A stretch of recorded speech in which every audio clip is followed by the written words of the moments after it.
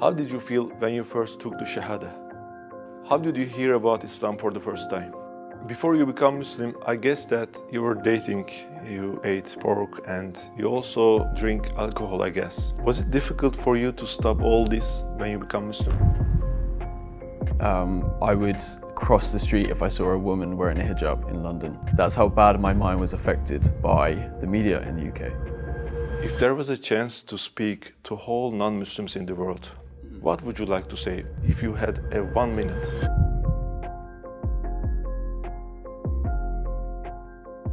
Who is Jay? Sure. I'm Jay, I'm from the UK. I'm 25 from a tiny town in the southwest of England. I'm a travel blogger and I share my journey of traveling all over the world on my YouTube channel.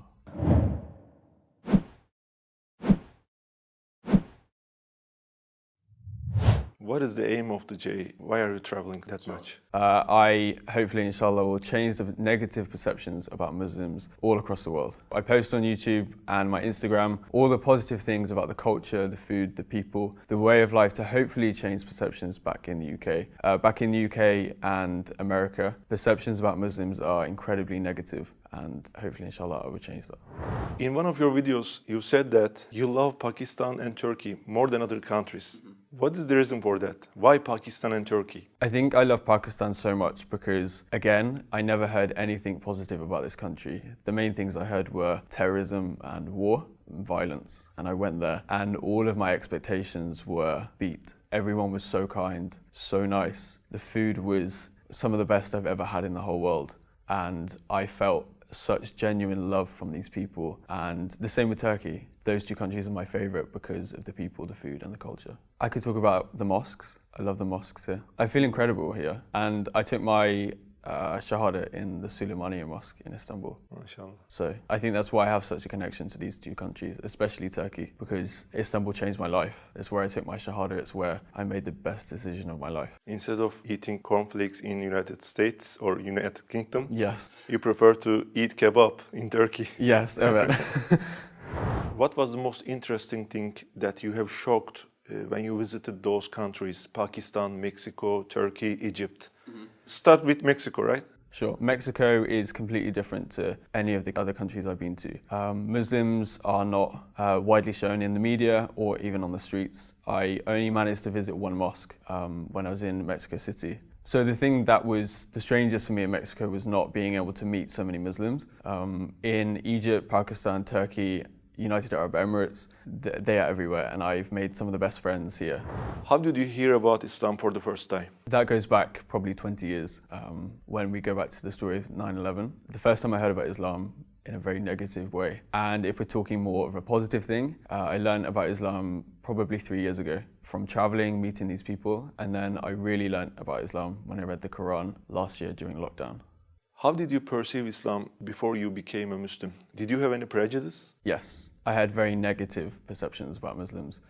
Especially, there was many attacks in the UK from extremists. And the media has a very good way of making that stereotype to 2 billion people when it's just a handful of bad people making those choices.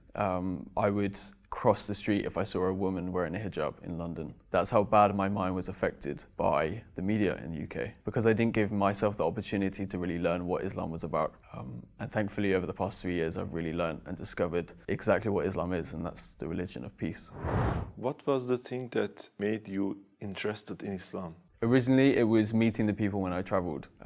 I rarely travelled to Muslim majority countries and I went to Istanbul, thankfully 4 years ago. And then I decided to actually go to Iraq in September 2019 and that completely changed my perceptions and made me want to research more about the positivity of Islam. I went to Iraq for the first time when I was 22, 23. So you met some good people who were Muslims? Yes. So you were interested in Islam? So I was interested and then I gave myself the time to really research and discover the true Islam away from the media in the UK. How did you feel when you first took the Shahada?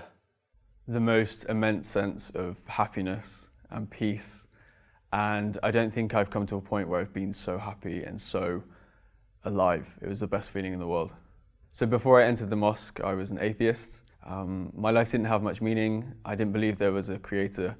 I thought after death, that was it. And once I entered the mosque and I took the Shahada and I took those words and I said those words, I was so happy and I felt like my life went from black and white to colour. It was the best feeling in the world. What was the reaction of the people around you?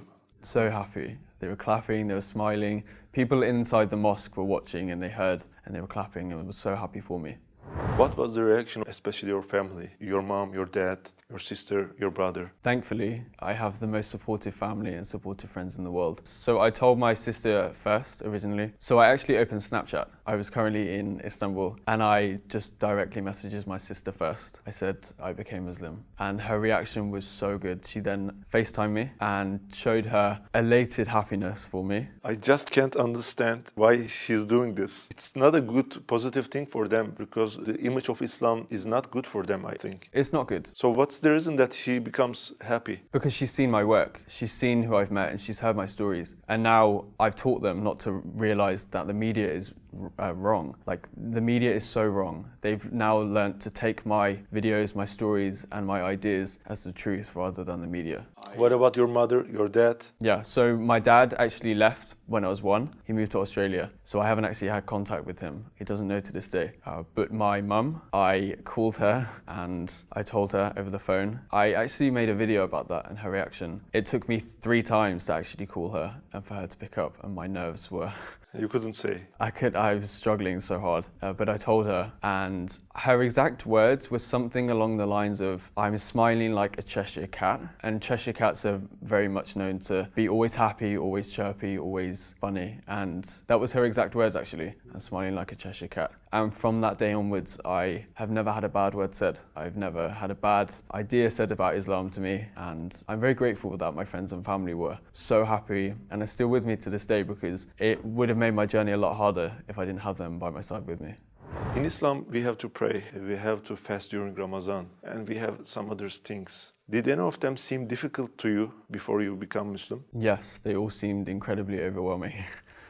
Especially as in the UK before I became a Muslim, I was on this journey alone. During lockdown, I couldn't see anyone, I couldn't practice with anyone. It was very difficult. Still to this day, I still get overwhelmed. But now, thankfully, after a lot of practice, a lot of work, I've got to the point where I can do anything with ease. How did you make that research? From internet? Which videos? Which speakers? Many YouTube videos, many stories that I've met from the people on the streets, and actually reading the Quran itself. Can I ask this question? If it's private, just pass it. Your family are atheists, so you're Muslim.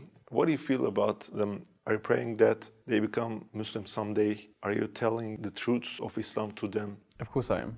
Every single day I'm talking to my family.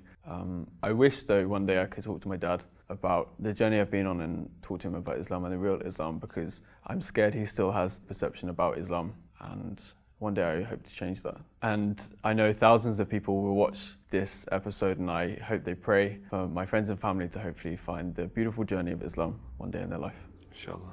Before you become Muslim, I guess that you were dating, you ate pork, and you also drink alcohol, I guess. Was it difficult for you to stop all this when you become Muslim? So firstly, pork, I haven't eaten for a very long time, probably since I was 10. So that was not an issue, and I definitely don't miss it. Dating, I haven't had a girlfriend since I was 17. So dating for me doesn't work. Also, I don't have the time when I'm traveling. So even if I wanted to do it, I couldn't. And alcohol, I stopped drinking alcohol in 2019, so the year before I even became Muslim. What was the reason that you stopped drinking alcohol? I drank a lot at university. At university in the UK, it's very much a student culture to drink almost every day, have parties and celebrate. Reading one text paper. But yeah, I stopped after because it's not a healthy lifestyle. So I was also vegetarian for a year and a half actually, and thankfully I discovered halal meat, which I'm so thankful for, especially here in Turkey. The food is incredible.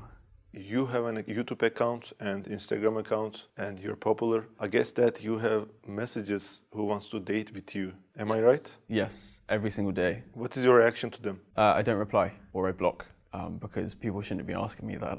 And I also get messages from women and girls' mums, emails and Instagram messages and comments on YouTube asking me to marry their daughter. And I definitely do not reply to them. And also, I don't plan to get married in the near future, especially in the next 2 or 3 years. There's so much of this beautiful Muslim world that I have to discover and more incredible people I have to meet. So until I'm maybe 29 or 30, I do not plan on getting married. There's so much I need to discover, learn and explore. Why didn't you stay as an atheist and need to do some research about Islam? Sure. I'm a very inquisitive person. I think that's why I travel and that's why I want to learn. I had time and I studied international journalism for my master's degree, and I learned about the media and how they were completely wrong about Islam, and of course I took my inquisitiveness. So I've always been a very inquisitive person, someone always eager to learn about cultures, people, language all around the world. And during the coronavirus pandemic, I had a lot of time and I decided to put that time to good use and discover what makes the people I meet so kind, so loving and so peaceful. And that all came back to Islam. And that's when I decided to read the Quran, watch YouTube videos, learn more about Prophet Muhammad, peace be upon him, and everyone else. And it's been amazing. Who is Muhammad alayhi salatu wasalam for you? He's incredible, and I don't think I could find a better word for him. And I think everybody on this planet can learn a lot from him, and they could definitely put his life story into their own life and be a lot more loving, a lot more giving, and a lot more accepting. If there was a chance to speak to all non-Muslims in the world, especially for the ones who have prejudice to Islam, what would you like to say if you had 1 minute? Learn from your own personal experiences, not the media.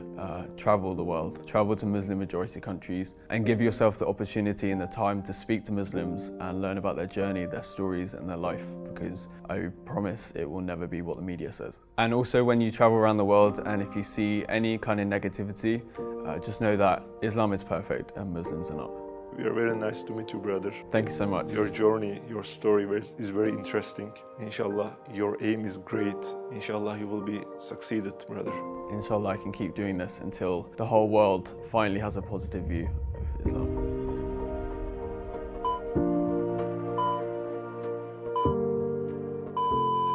Let's come to the hardest question that will make you sweaty. Coffee or tea? That's the hardest question you could ask me being in Turkey. Chai is my favorite here, but I love coffee. If you say coffee, there will be many dislikes in this video. I say chai. I say chai. That's okay. How did you find Sözler Köşkü? You see in our studio, our medrese. How did you find? Incredible. Everyone working here is so kind and the studio is phenomenal. Except that it's very hot. It's very, very hot. Too hot. Teşekkürler.